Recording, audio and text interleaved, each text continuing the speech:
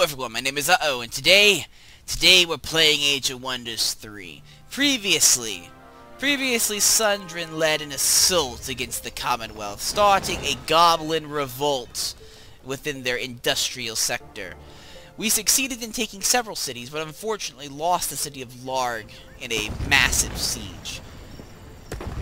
They currently have several Tier 3 units stationed in the city, and unfortunately, we don't have that many Tier 3 units. I don't think we'll be able to actually stand against them if it really came to it, so I need to gather my forces on the border, and as quickly as possible, too. Luckily, we have some more units growing over there, so hopefully, within a few turns, we might have an army capable of competing. Hopefully. That's the plan, at least. There's no guarantee that this will work. In fact, it probably won't. But, that's the plan. Also, we have these guys. I don't know if they're actually intending to move on our cities. They might be, or they might not. I can't actually see where they're going. They are on a boat, though. So, they could theoretically make a strike on Jifag. We just have to hope they won't, because we can't stand against both of those attacks at the same time. At least with the current army we have. It's impossible. So we have to stand for as long as possible. Use spells to make this easier. Summon Cherub. We need to reinforce our army. Let's see, are you going to make a move, you asshole? He is making a move. Looks like he is approaching the city of Jifag. That could make this a bit challenging to deal with, especially since Larg over here is such a contested hot zone. We need to intercept that unit. It's just one Tier 3.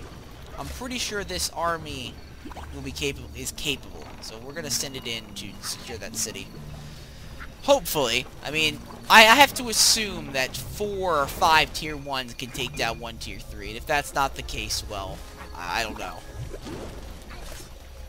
I don't know what to say if that's not the case. I guess we're screwed. Speaking of which, I need to actually get more production yards for Tier 3 units, so I need to get Theocrat's Conclaves constructed in all the cities, pretty much. The more Theocrats Conclaves, the more we're able to produce our Tier 2 units, the better. So we desperately need to get Tier 2s and 3s on the field. Or we're not going to stand a chance. This army approaching is composed mostly of, honestly, Tier 1 units. There are 2 Tier 3 human knights, though, which could pose a threat. We're going to have to be pretty careful with those guys. And it's got the hero unit, Elrak, the medic, who is a bit of an asshole. To have, like, you know, wait, I don't get it, though. Like, how does that work? So he's a medic. He's just a medic. He's a healer. But he's also an army leader. I mean, I guess you could be both, but it doesn't really, you know, medics don't typically lead armies. I can't imagine them leading an army, at least. Like, you don't, usually when you think of a medic, you think of, like, pacifistic, you know, non-violent. But I guess that's not really true in the grander scheme of things. I guess a lot of medics did use violence during war. And, that Tier 3 unit has disappeared, and now it's replaced by Tier 1s. Okay, well, that's fair enough. We know that asshole is moving on the city. He's actually divided his forces, which I don't know why he decided to do that. It's a bit odd. A bit of an odd decision. Unless he's trying to strike 2 places at once, which would be a pain. I'm gonna have to send my hero units down there to deal with them. I'm pretty sure they can handle it. We need to keep producing our Tier 3s here. Get as many in the army as possible, because we're gonna need them. I'm gonna get you guys to secure the city there, because otherwise we're at risk of getting flanked in this region. That would just plain suck. Spawn a Cherub to help make that a 6-man army. We now have a full army of Tier 3s. I think we theoretically could take them on. Theoretically, but I'd still rather get some more Tier 3s in here. I mean, as it stands, we're mostly using Tier 1s and 2s. which is just not the best. I'm sure you can imagine. Sundrin requires the best in her armies. Oh, I'm getting attacked somewhere. Where am I getting attacked? Where is this? Okay, auto combat, I guess. Oh, it was a little settlement up there. Or not a settlement, a little spying area. We had like a little watchtower. Yeah, those assholes are definitely moving into fog, so we gotta take them out. Luckily, I don't think they can take on our combined force here. Once we get to Jafog, we're not gonna be able to enter the city this turn, which sucks, which means they're probably gonna actually take it over. And then we're gonna have to fight on less than agreeable terms, because they'll have control, territory control, and the walls and all that jazz and wonderful stuff, which isn't optimal. Can we actually get something up in the city? Maybe. Probably not. We can't get it in the amount of time needed to reinforce. You should be capable of producing Crusaders now. So get some human Crusaders. We're gonna make the humans fight each other because we're like that. And it just makes sense.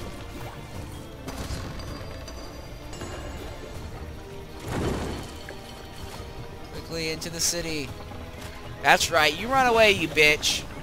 Get the fuck off our land. You're in Sundrin's turf now.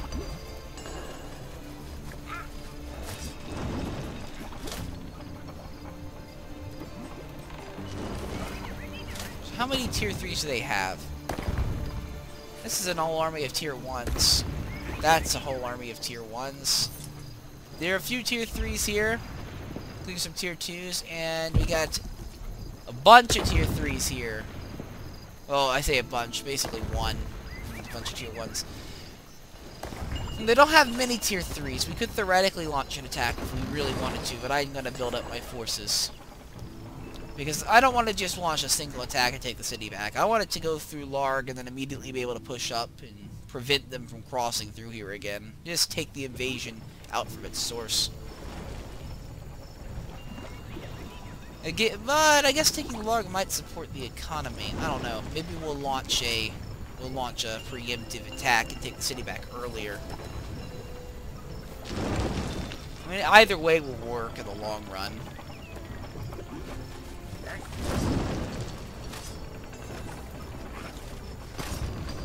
We're gonna just build up the army of 6 for the humans here. I'm just gonna use these, because this city, I need to get troops to the front as quickly as possible. I'll have this one just supplying constant troops, and I'll have this one building up armies individually over time. Those are 2 tier 3s. Freaking Dwarven Kings, I think. Dwarven Firstborn. They're the firstborn of the dwarves. Tergesius. Let's see what you have to offer. Go for a Celestial Chamber. And, after you're done, start producing some Crusaders.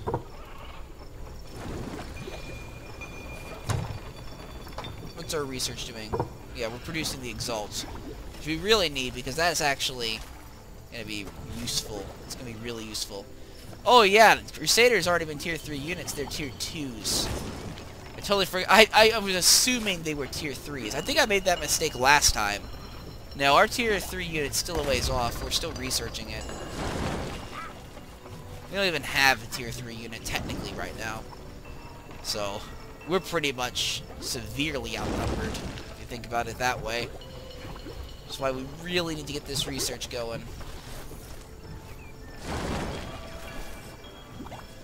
Narwhal has a domain invasion. The bastards, they're infiltrating Narwhal. I don't think we can we take them on? Yeah, we can. Take it out. There we go. We lost a lot of guys, but we took him out. That army. Unfortunately, there's another army right there which can just swoop in and take the territory at any moment because they're like that. 4 turns, jeez. We need to get this Exalt up as quickly as possible, or we're gonna get stopped. It's really that simple. Nothing to do now but wait, I guess. Fortunately. We can't launch strike because we don't have enough tier 3 units. They're just bringing in tier 3s after tier 3s. What the fuck is that? A golem? Jeez, man. I think I know why the Commonwealth conquered the world. Other than being human and simply, you know, amazing and the ultimate assholes. They have giant machines that can crush us. Fun. Fun times.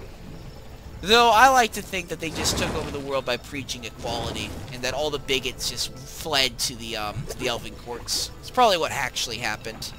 This is just like the fairy tale story version of that the Elven King tells schools to teach the Elven children.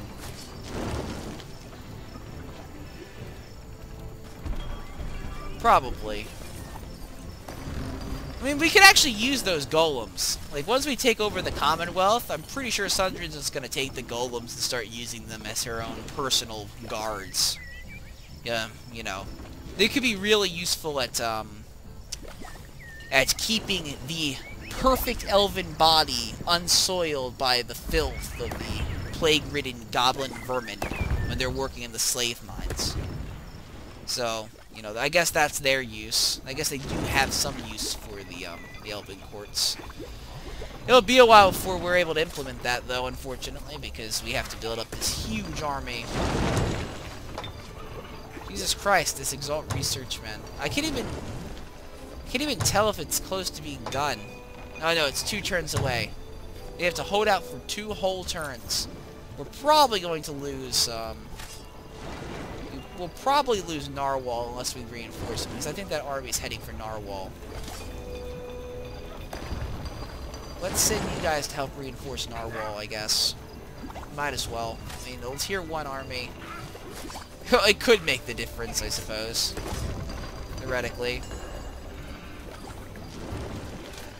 I don't think we need to hold this front anymore, so we can bring you back down. Help reinforce. Get Sundrin back down there to the front. Sundrin, why are you in a party with Namlik? I thought you were, like, you know, better than this. No, this is unacceptable. We need to get Sundrin a private army. Somehow. We need to find a private army for Sundrin to be part of. But it can't have any goblins in it. It's unacceptable. She has to have elves. That's the requirement. If she's not in a party of full elves, she's going to be very upset.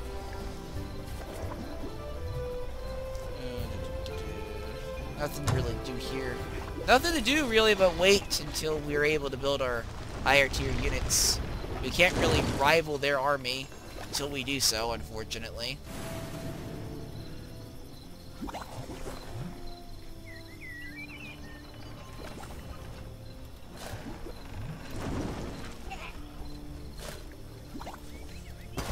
That could take a while. Get over there. Join up with your brothers in arms. Yes. For the great empire, the Elven court. You know, I never figured... Well, actually, I guess they are very religious, the goblins. Because they have the goblin untouchables and stuff, which I guess could be considered somewhat of a religious title. I guess they believe in a caste system. From what I can tell, the All-Father is just, you know, well, he's the father of all. And, I guess they have a casted society, because they have caste lists, and they have the untouchables. I have to imagine they also have, like, Brahmin, or whatever. I guess they wouldn't be called Brahmin, though. What would they be called? What would a goblin Brahmin be called? I don't even know if Brahmin is the proper word. It's been so long since I've studied, like, religious histories.